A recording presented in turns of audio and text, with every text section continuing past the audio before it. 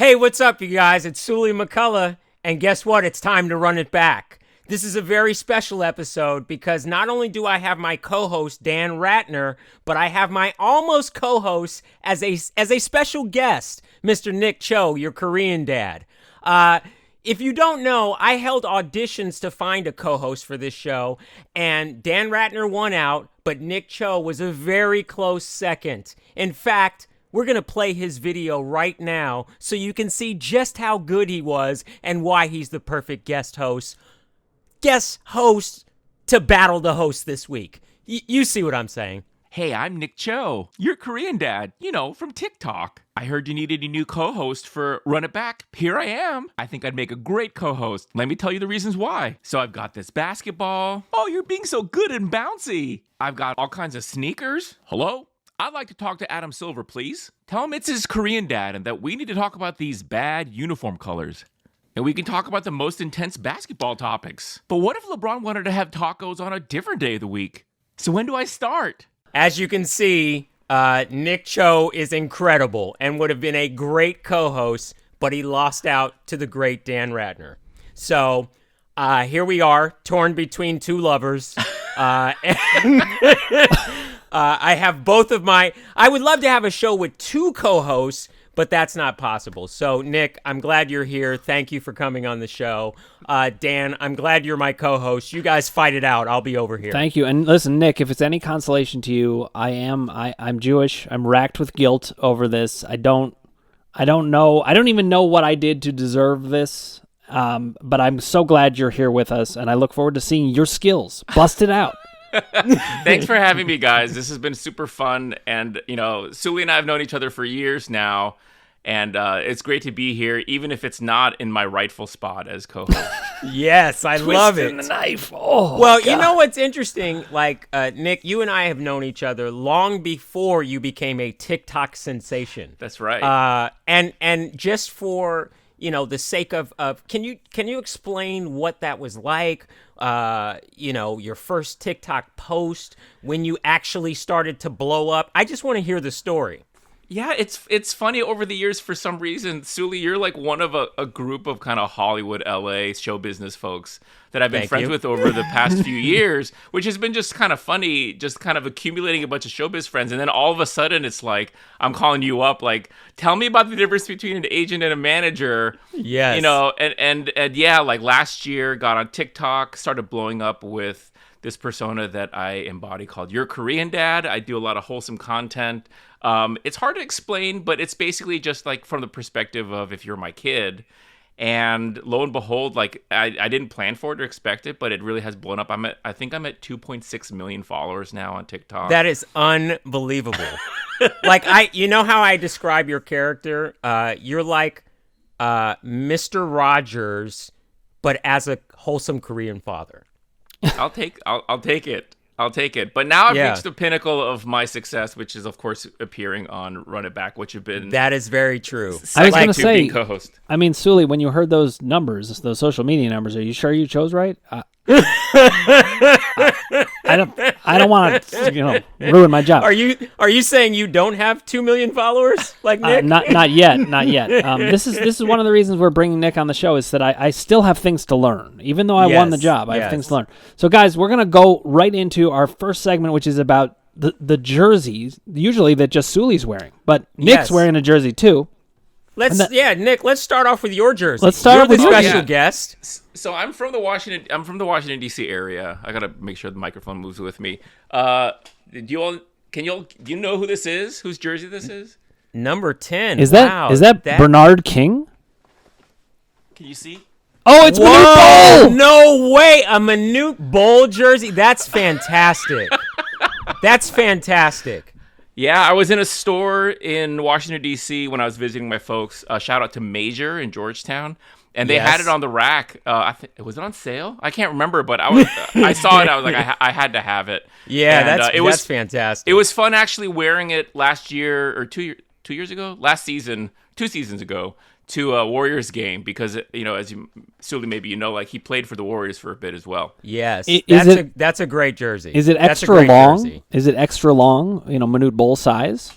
It's more like what it would feel like to be Manute Bol, so it kind of fits me normal. But Nice. also I'm a little chubby. So well, you Korean mentioned dad that bod.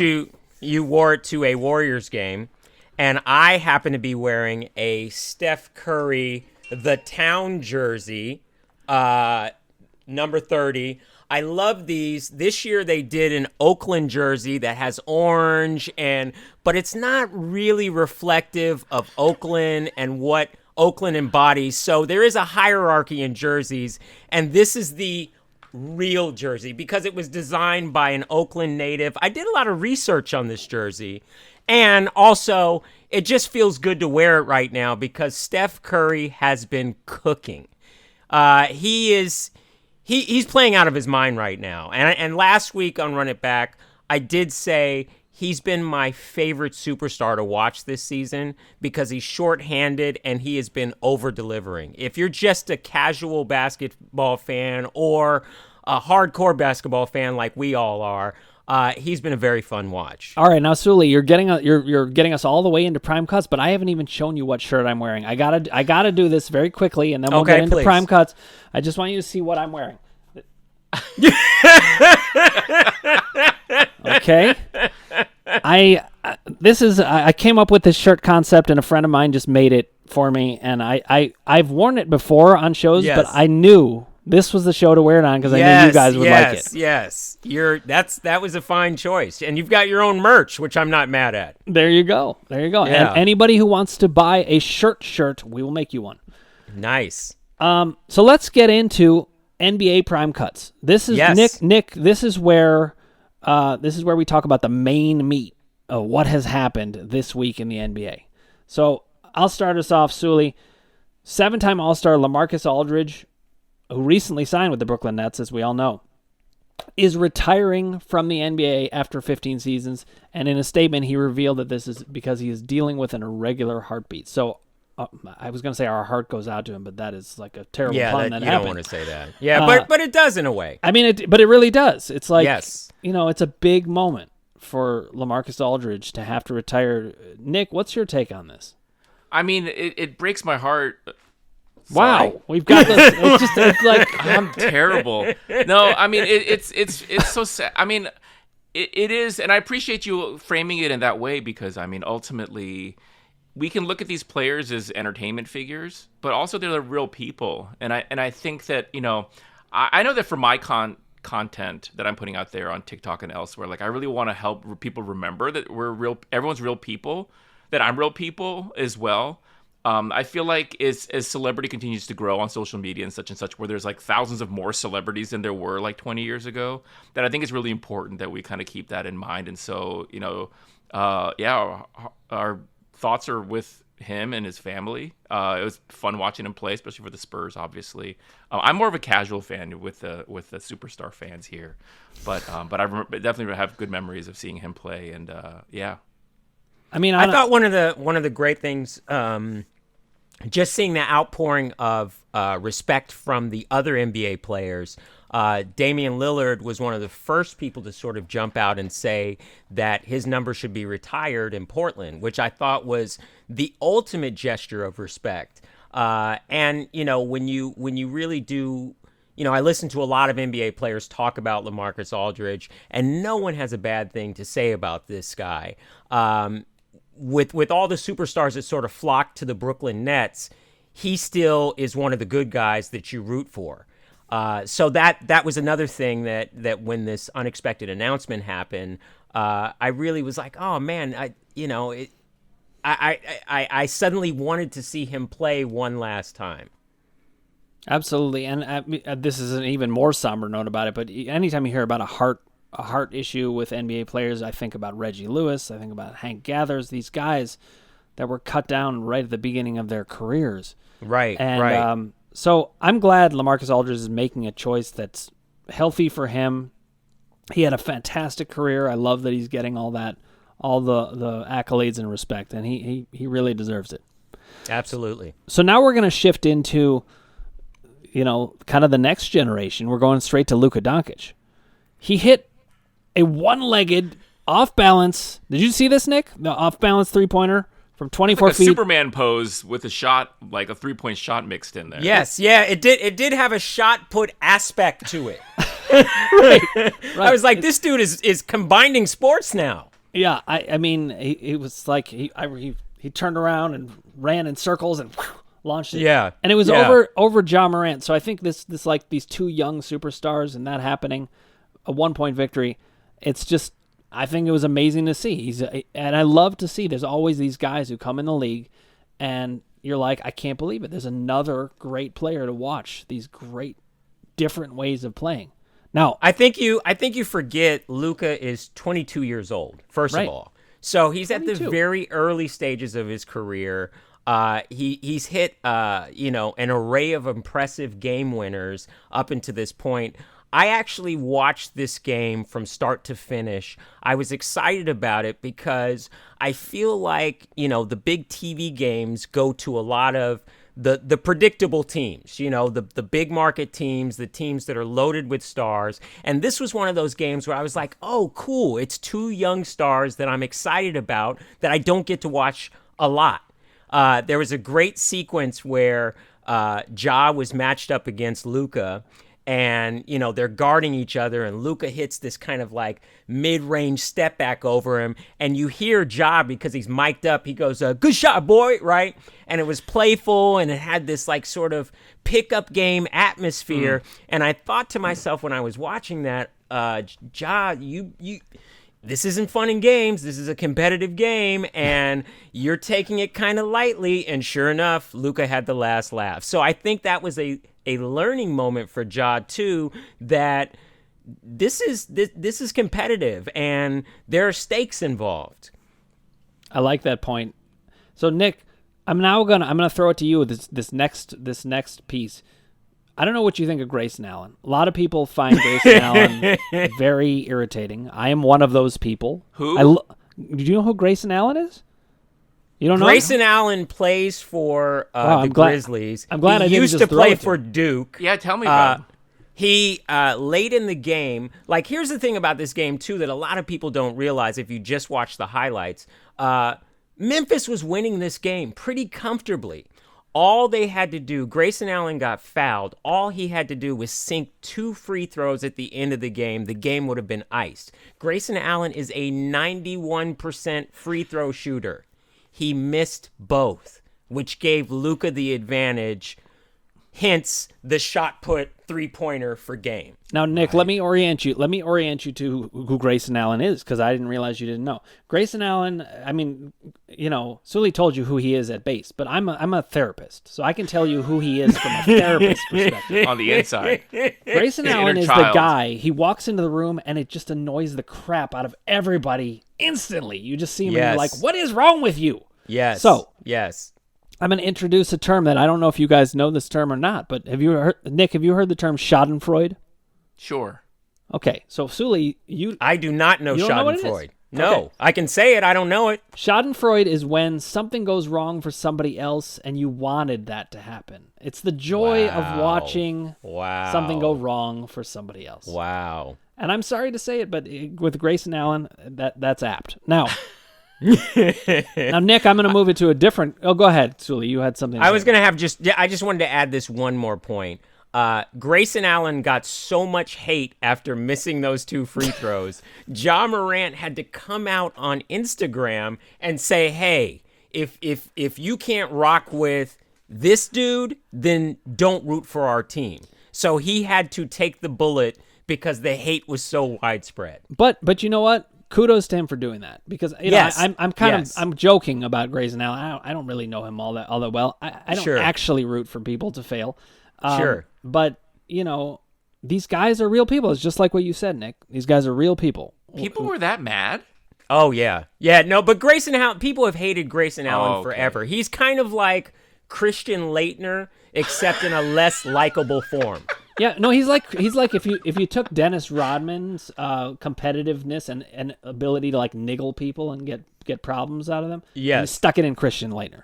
That's Grayson Allen. So interesting. Yes. I mean, just the description of people being so mad reminds me of all those sort of international soccer games that you hear about where like everyone's really, really mad at somebody for making some kind of like, shot on their own goal kind of mistake, and like they get death threats and things like that. People have actually been killed for I that. did see the end of that game. I mean, there's a lot of pressure on people, even in those moments, especially for young people.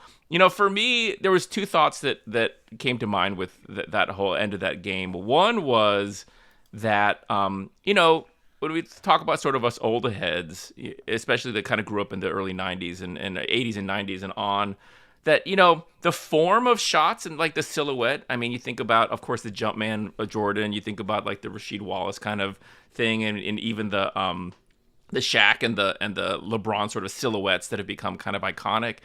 We're in an era now where like ugly shots are beautiful, like that sort of silhouette of the person is not nearly as valued as it used to be, and it's really interesting, right? Like getting the shot, getting the 3-pointer from really far away is much more important than like the silhouette, maybe like the celebration afterwards. You're right. Or whatever.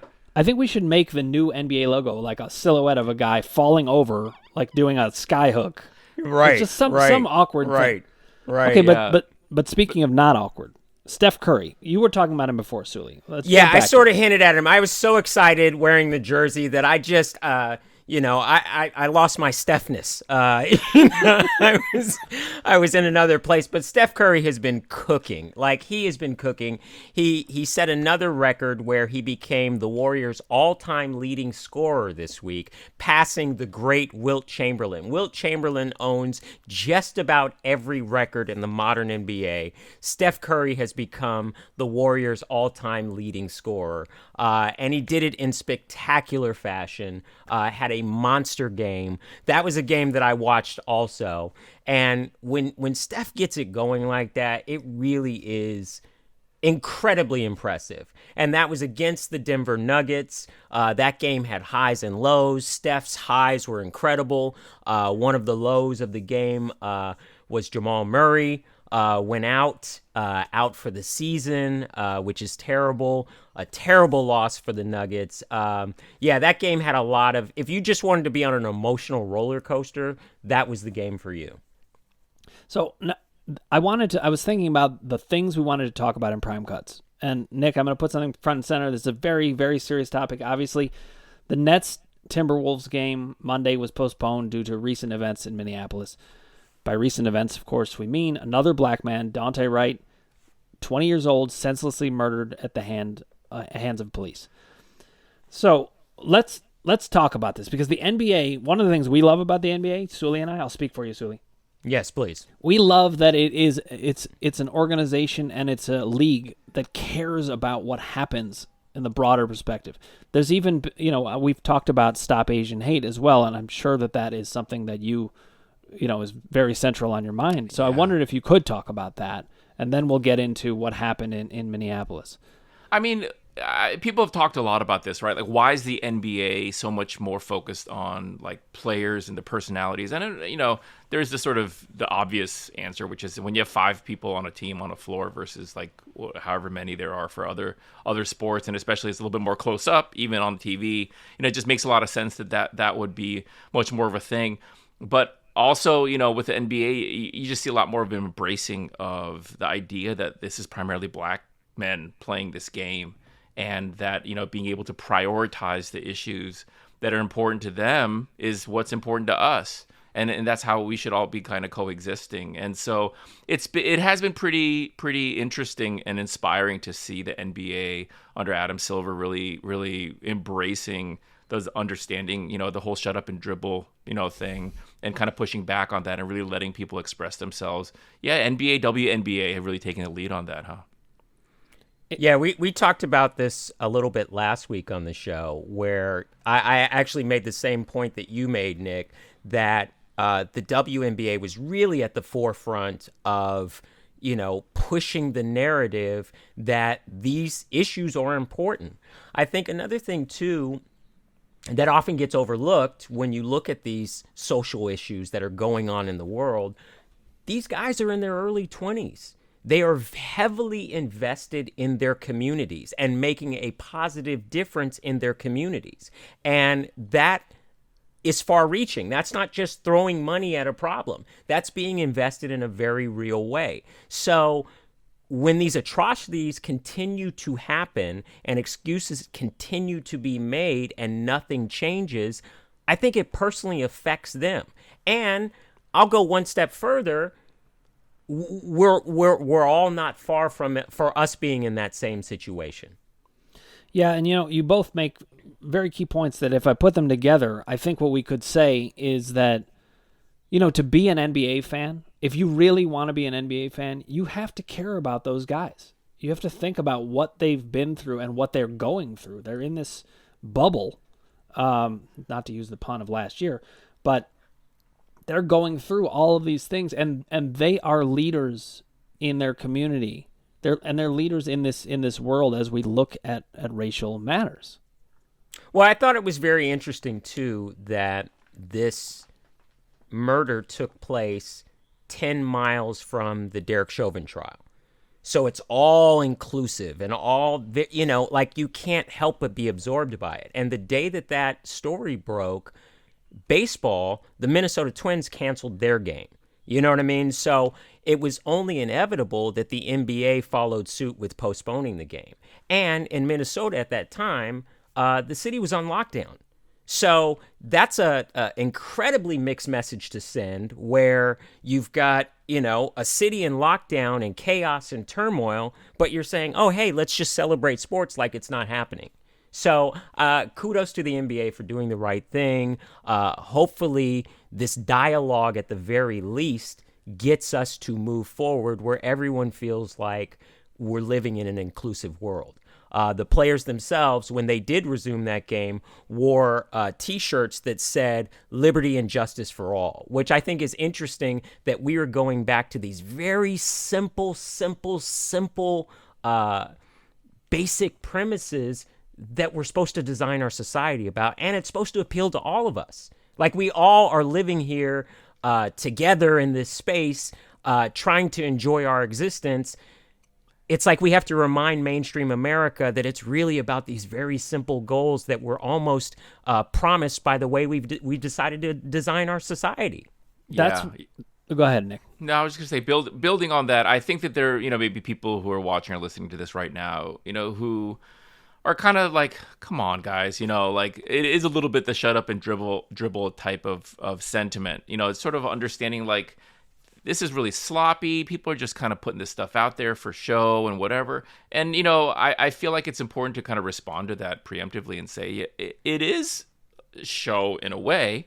I think that fundamentally, I think that it's worth kind of remembering that, a lot of the systems and stuff that Suli's talking about, have had hundreds of years of practice and establishing themselves as being sort of the way that we talk about things. Sure. And so this racial justice and just a simple, like, don't just shoot people because you're scared, as a police officer, type level sort of thing. And the ways that it expresses anti-Black racism. In a lot of ways, this is the new thing. Being able to express and talk about it is new. And in a lot of ways, if it feels incomplete to people, like this feels like sort of it, but like there's a lot that's wrong with it. You're right. Because this is just the beginning. Expect a lot more change and a lot more sort of maturing and developing of these narratives in the future as people sort of find their footing and find our voices. That's such a great point, Nick. I think we'll leave that discussion on this. We'll, of course, be coming back to this on the show many times, these issues, but you said it as well. Wish we didn't have to. Said. I wish we didn't have to absolutely. Too. That's the real point. That's the real point. It's like you wish that we didn't have to say these things, but it's imperative to say these things. But you're right. It's just at the beginning, and I think it's important that we don't shut up at the beginning. We don't shut up ever. Actually, we need to have these discussions. So now we're going to pivot back to basketball. I'm thinking about Kobe Bryant because 5 years ago this week, on April 13th. Which happens to be my wife's birthday. I'm just going to mention that.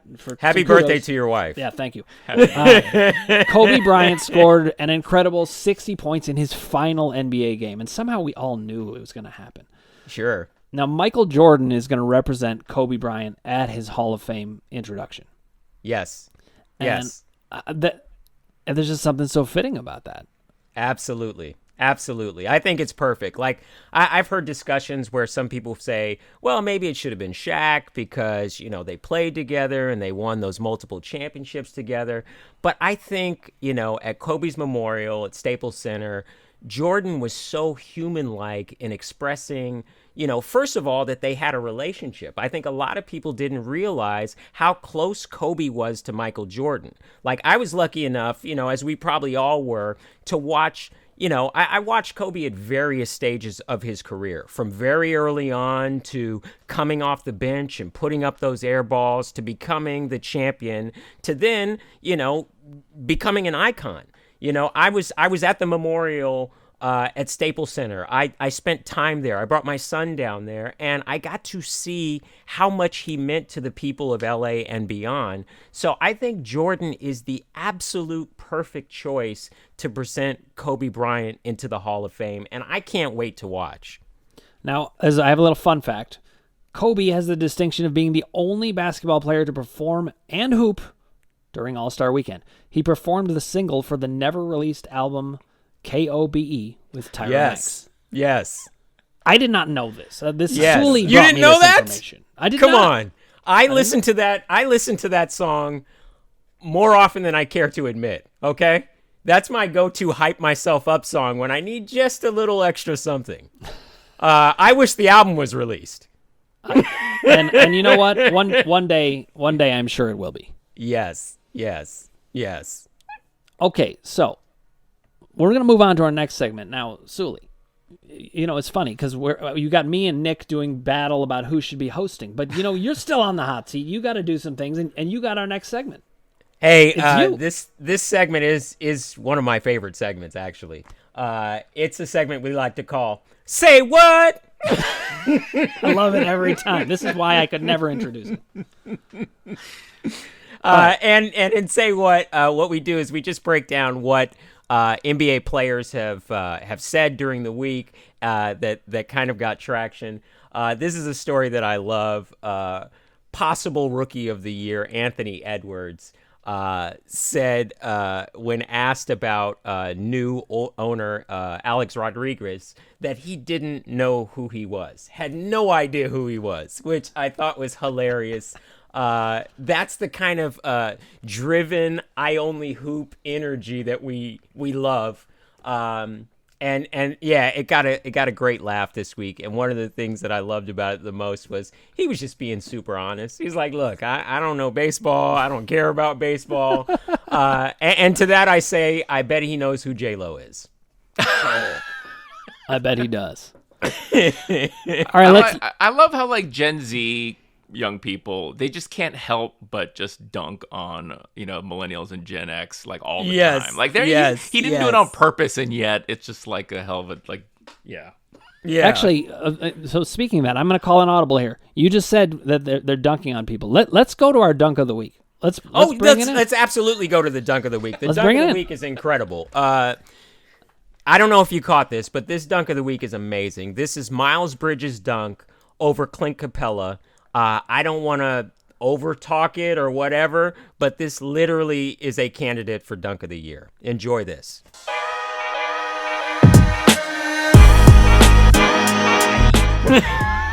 Oh, my God. What? I mean, it's like he sped up his arm like twice as fast as any arm can go all of a sudden. Wow. I mean, keep in mind the who would have been the runaway favorite as Rookie of the Year.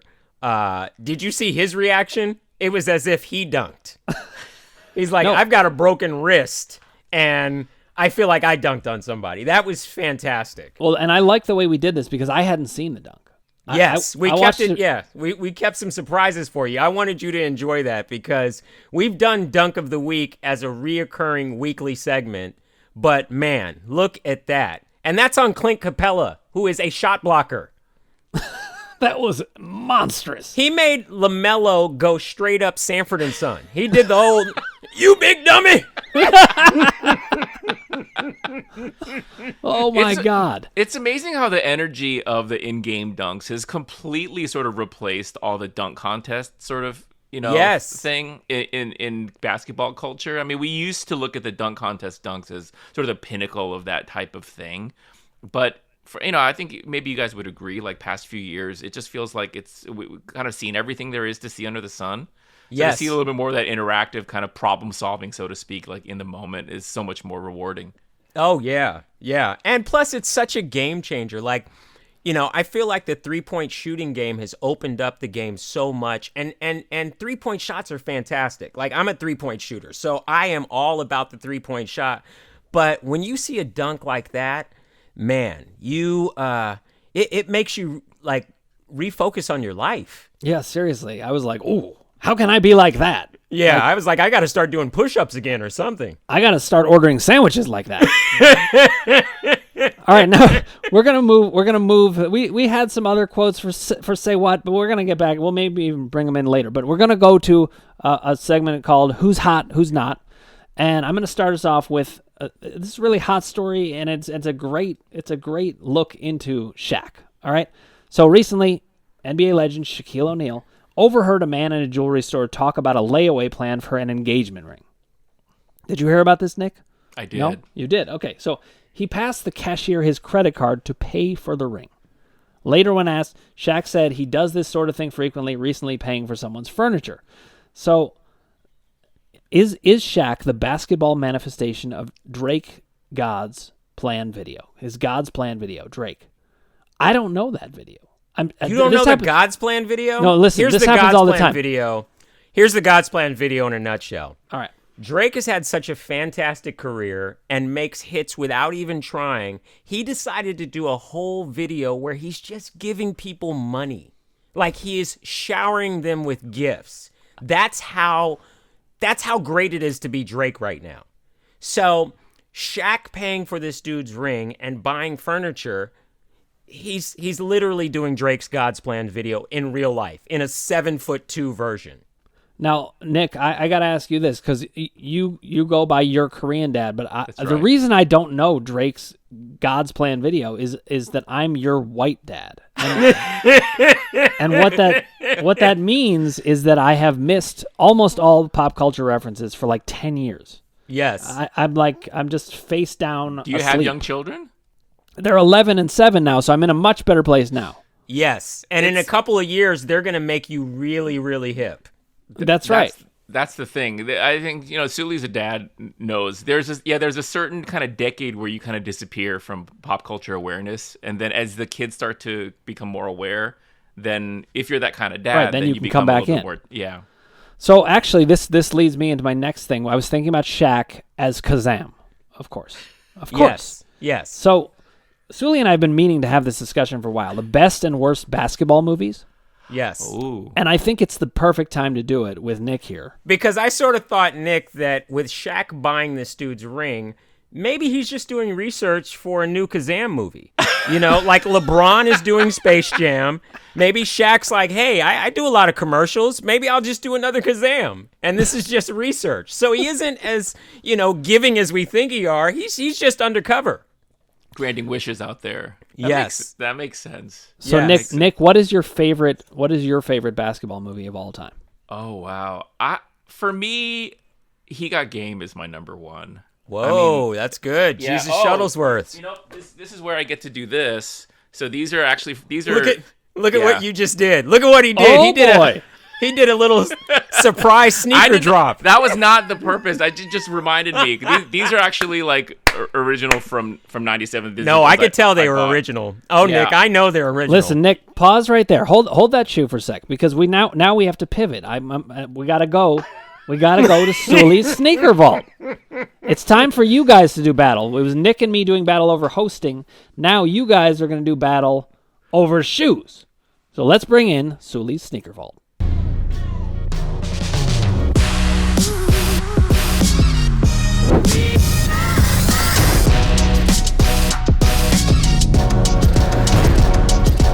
There it is, right there. And Nick, what we do with Suli's Sneaker Vault, every week, what I do is I share a sneaker from my collection. Because as you know, before you became your Korean dad, you were a cool dude that collected sneakers. I have a lot of sneakers. I have nothing but time. And so this is a cheap excuse for me to show off my sneaker collection. And right now, like the versus battles, you and I are going to do a versus battle for sneakers. So you just dropped your first hit with the He Got Game, Ray Allen's, which was great. I love that. I'm going to up the ante just slightly, maybe a little more than slightly. Uh-oh. I'm going to go with a nice Air Jordan 1 in the royal and black colorway. And you may say to yourself out there in Run It Back land, those are nice. They've been retroed a few times. These are not retros, everyone. This is a nice, clean OG pair. And as you can see, the condition is immaculate. These almost look what we would call in the sneaker world dead stock. So that's the hit I'm dropping right now. I'm going Drake's God's Plan with the OG royal and black Jordan 1s. Were those did you buy them new back in the 80s? Is that, or did you buy them secondhand? I bought them secondhand. I bought them from the Rose Bowl flea market, and I bought them at a time. Here's the thing about sneakers. Dan, you're going to learn something right now. All right. Sneakers ebb and flow just like stocks, just like Bitcoin, just like anything collectible. So there was a time where the OG Jordan 1s were really high. Right now, they're very high.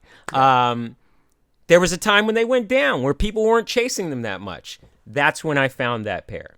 That's when I actively pursued all the original 1985 Jordan 1s. And the reason that I did that was those 85s are indestructible. They made them out of better material. They aged so well. Made in Korea.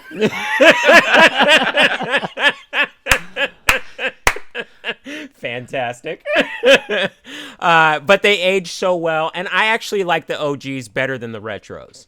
So, yeah. Speaking of Korea, see. Oh, look at that! These are pretty nice, Nick, please explain. Yes, please explain why those are significant. Because to Dan, he goes, "Oh, those just match his Manute Bol jersey." You have to let him know. Give him some intel. Oh, these are very special. They only made like 1,000 of them, something like that. Yes. But these are Seoul, Korea. They say stuff in Korean in the back. Jordan 3s. They came out as in 2018 as the 30th anniversary of the 88 Seoul Olympics. Wow. Yeah. Fantastic pair. And how did you acquire them? You guys are throwing down. How did I acquire them? Oh, I think I got some other shoe and then I sold them and then I used the money for these. Fantastic. They're I pretty love expensive. that. Sully, I don't know if I ever told you, I heard a story about these from an undisclosed source that when these released, there wasn't a lot of news about it. Like Nike didn't do a bunch of PR. And it was because Nike wasn't happy about it. That this was a secret, sort of side project that Tinker Hatfield did with Dan Sunwoo, the guy who helped design this particular release. And that Tinker Hatfield, you know what we're talking about, like designer of this shoe and a lot of other. He's designed so many iconic Air Jordans. He should have a statue next to Air Jordan.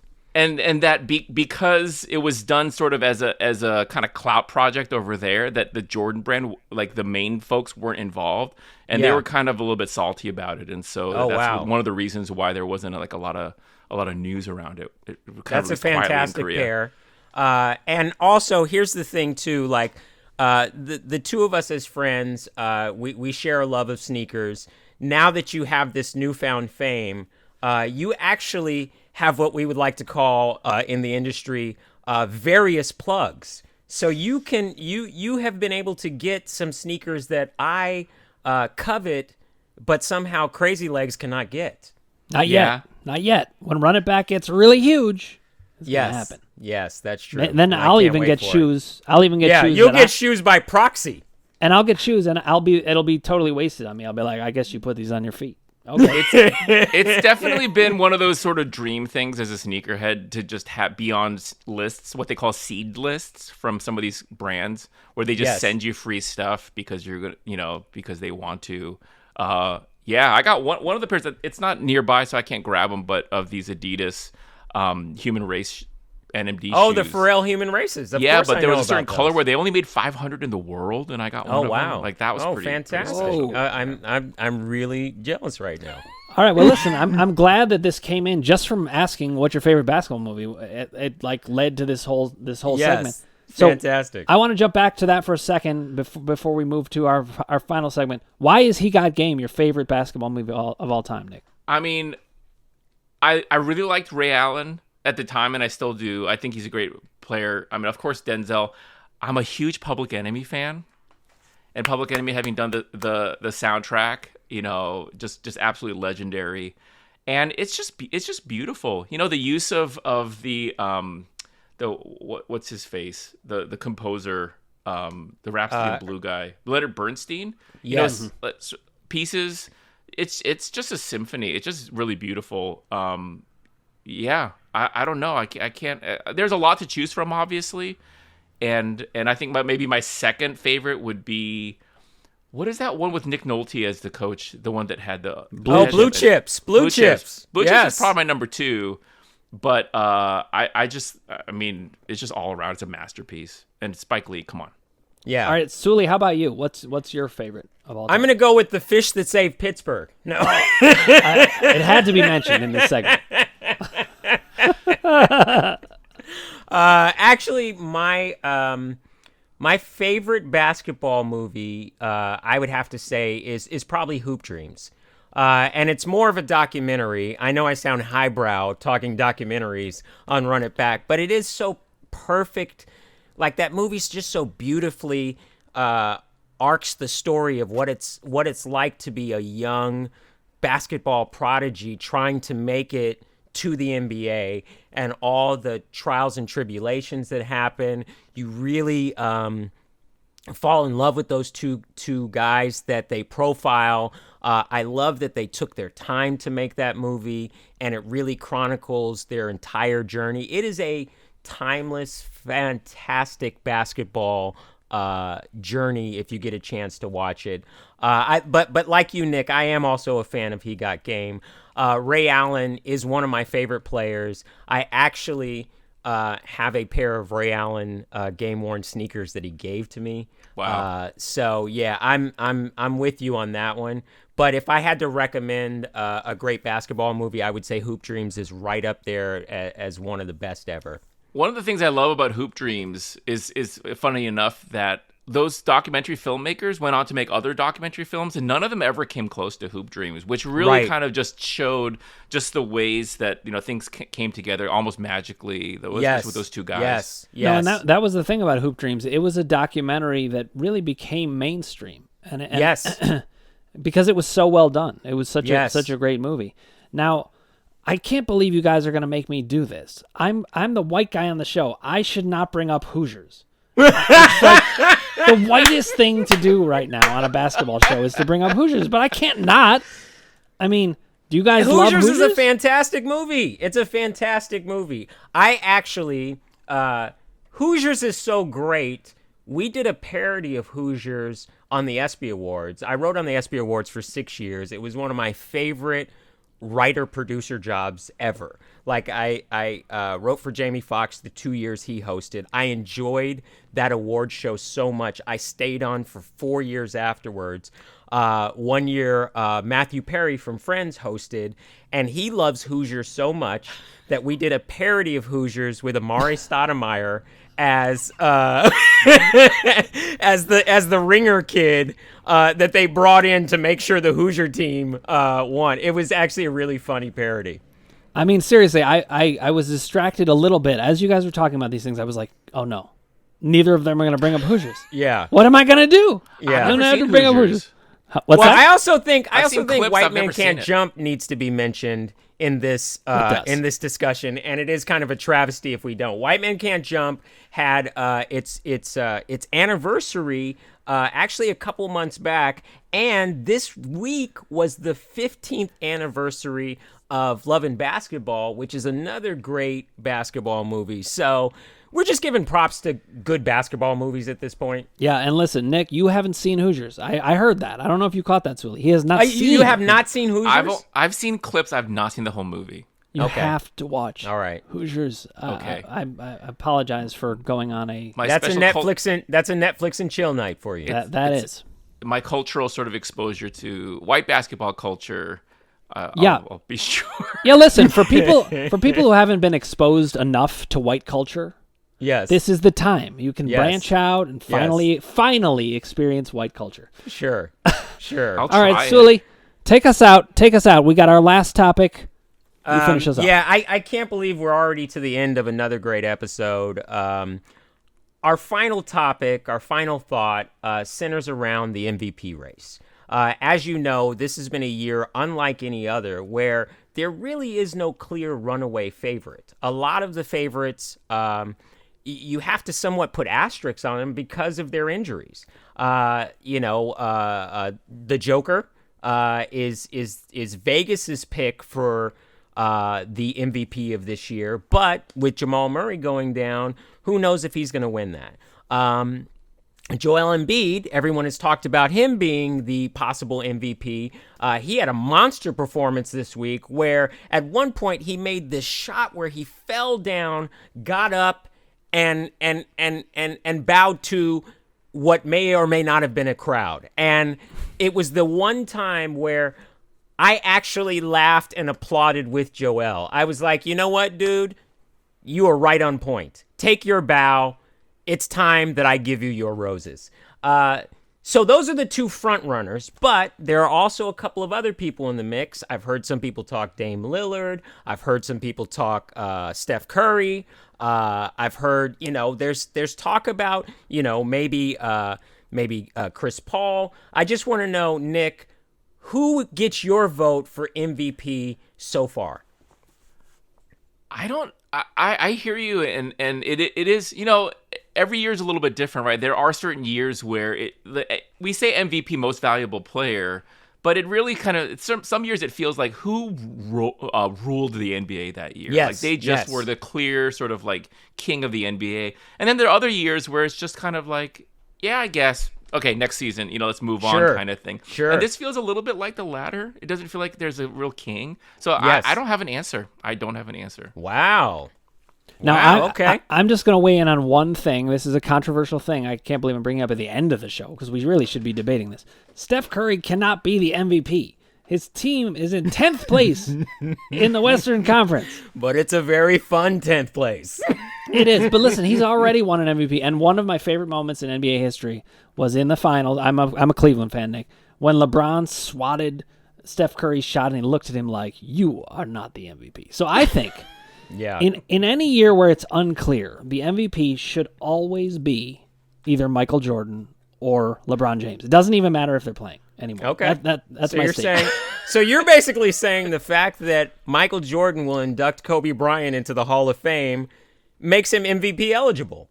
I think it should. I mean, look, in a pandemic year, the guy who brought us The Last Dance, that's the MVP. And drove up all the prices of all the sneakers, all the Jordans online. Exactly. Confessions of real sneakerheads. Yeah. Well, Nick, guys, thank you for coming on, Nick. Oh man! Oh, look at that! He just did a flex. What? Another sneaker flex, man! Come on!